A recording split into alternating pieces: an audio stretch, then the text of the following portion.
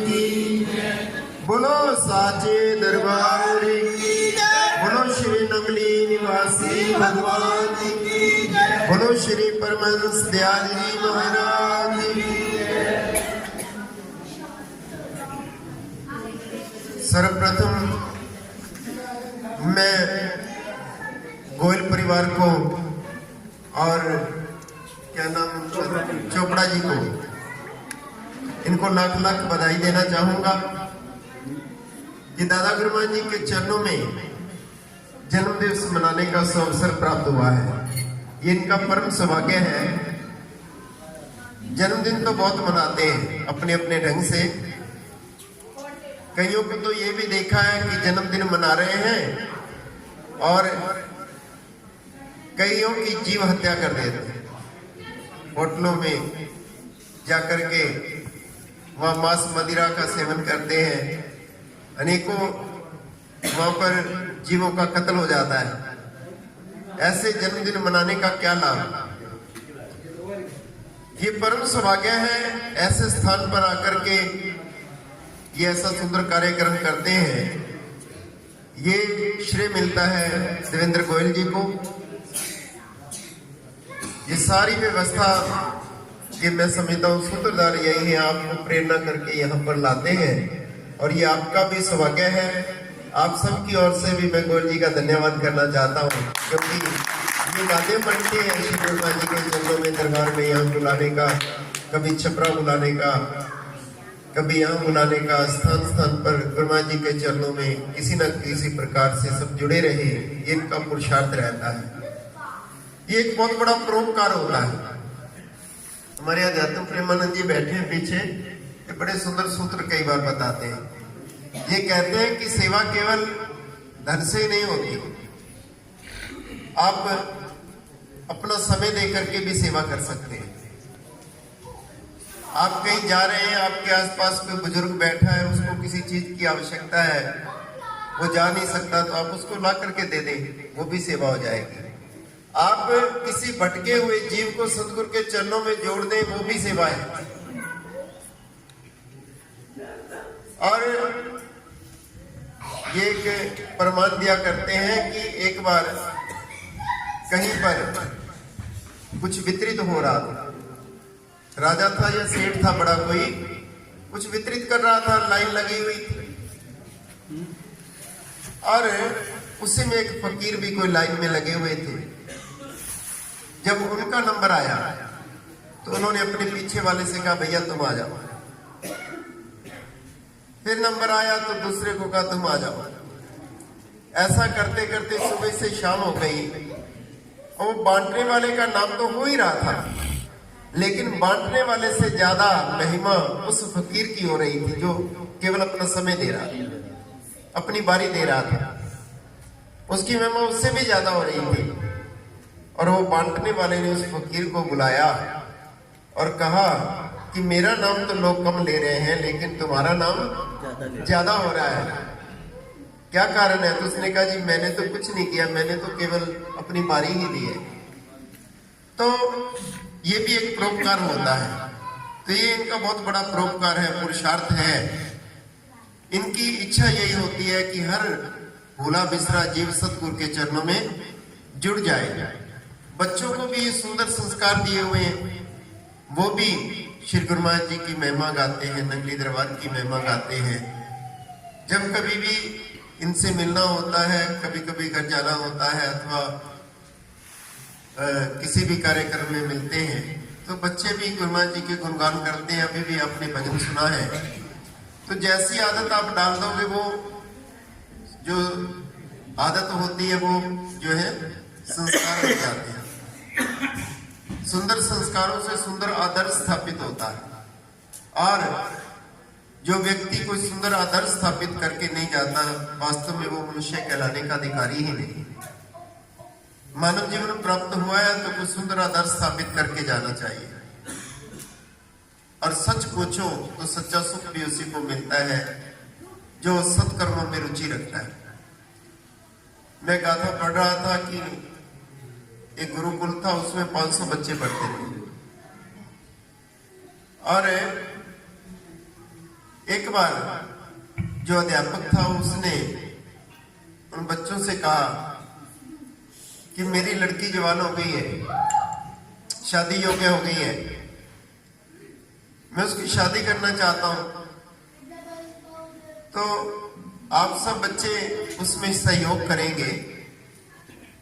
आप ना माँ बाप को बताए बिना, परिवार को बताए बिना कुछ ना कुछ सोना चांदी इत्यादि धन दौलत ले आना, ताकि मैं बच्चे की शादी अच्छे तरह से कर सकूं।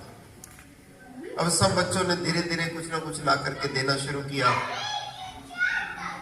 महीना भर में सबने कुछ ना कुछ लाकर दे दिया। एक बच्चा ऐसा था जिसने कुछ नहीं दिया। तो अध्यापक ने पूछा कि बेटा तुम कुछ नहीं लाए? कहा आपने कहा था आंख बचा करके ले आना, कोई देख ना रहा हो। तो मुझे ऐसा कोई स्थान नहीं दिखा जहां कोई देख ना रहा। सर मैं इसीलिए नहीं लाया, आपकी बात भी तो माननी थी। आपने कहा था कि जहां कोई देख ना रहा हो वहां से ले आना। मैं जहां कहीं भी कुछ उठाने का प्रयास करता तो मैं देखता कि मेरी आंखें देख रही है, मेरे अंदर बैठा वो परमात्मा देख रहा है। क्योंकि आंखें भी तभी काम करती है ना जब वो अंदर है। जब वो निकल जाता है तो ये आंखें देख नहीं सकती, कान सुन नहीं सकते, मुंह बोल नहीं सकता, हाथ कुछ कर नहीं पाते, पांव चल नहीं पाते। तो वो मेरे अंदर बैठा मेरी आंखों से देख रहा है। अब मैं कैसे ले आता?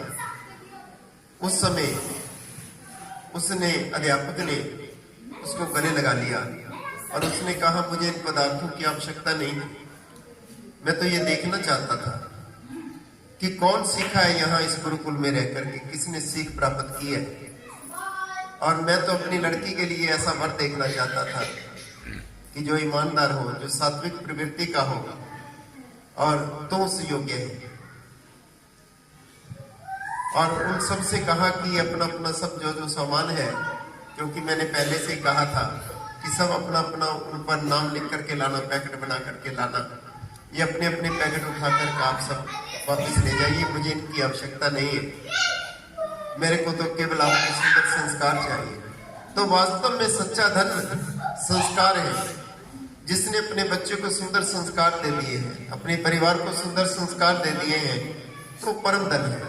कबीर जी भी कहते हैं, कबीर सब जग निर्धना, धनवंता नहीं कोई, धनवंता सोई जानिए नाम धनजे होए। धनवान कौन है? जिसके पास नाम का धन है। प्रभु की भक्ति जिसके जीवन में है, भक्ति का धन परम धन है। और सच पूछो तो भक्ति ही सच्चा सुख देने वाली है। नहीं तो आप देख रहे हैं इस दुनिया में बड़े बड़े अधिकारी, बड़े बड़े पदों पर रहने वाले और बड़े बड़े धनवान सुसाइड कर रहे हैं, दुखी होकर के। वो कब होता है? जबकि हमारे शास्त्र कहते हैं कि वो घोर पाप है, उससे बड़ा कोई पाप नहीं है। लेकिन फिर भी वो अपने जीवन को बर्बाद किए जा रहे हैं। सब सुख के साधन होते हुए भी वो दुखी है, क्योंकि ये तो पहले से लिखा है कि भक्ति तात अनुपम सुख मूला, मिले जो संत होए अनुकूला। भक्ति ही अनुपम सुख की मूल है, वो आप सबको प्राप्त है। ये आपका सौभाग्य है। श्री गुरु महाराज जी की कृपा सदा सदा बनी रहे। आज का ये केश जी ये सारी व्यवस्था देखते हैं।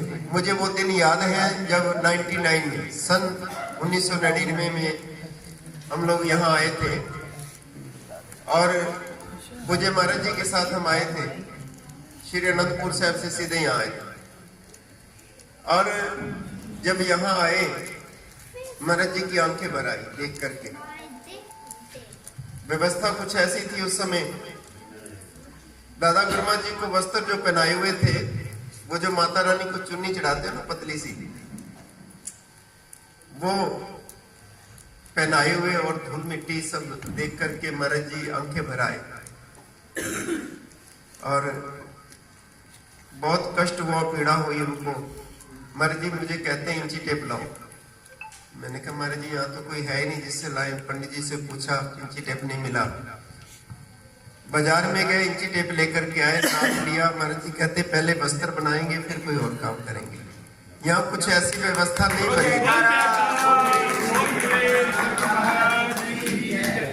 यहाँ कोई परिचय नहीं था। मर्जी कहते यहाँ सब मशीन इत्यादि की व्यवस्था कैसे होगी। अजमेर में परिचय था, कृष्णा रानी उनका परिवार आया हुआ है, बेटा अंकित, तो उनको फोन किया, उनके यहाँ पहुंचे, अजमेर जाकर के कपड़ा खरीदा। महाराज जी ने जाते ही स्वयं मशीन चला करके यहाँ के वस्त्र सिले, वापसी आकर के पहना करके उनको संतुष्टि हुई। तो आज हम देखते हैं कि बहुत सुंदर व्यवस्था, ये सब मुकेश जी का पुरुषार्थ है। ये जो श्री गणेश सच्चिदानंद ट्रस्ट इन्होंने बनाया है, ये सब के सहयोग से मुकेश जी विशेष रूप से यहाँ समय देकर के ये सारी व्यवस्था देखते हैं।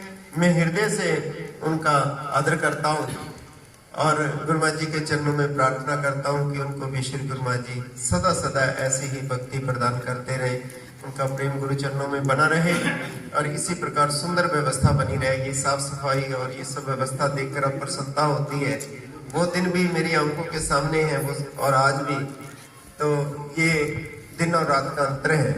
तो ये उनका पुरुषार्थ है। जो गुरुमा जी की सेवा करते हैं वो तन से, मन से, धन से, किसी प्रकार भी वो हमारे लिए आदरणीय है।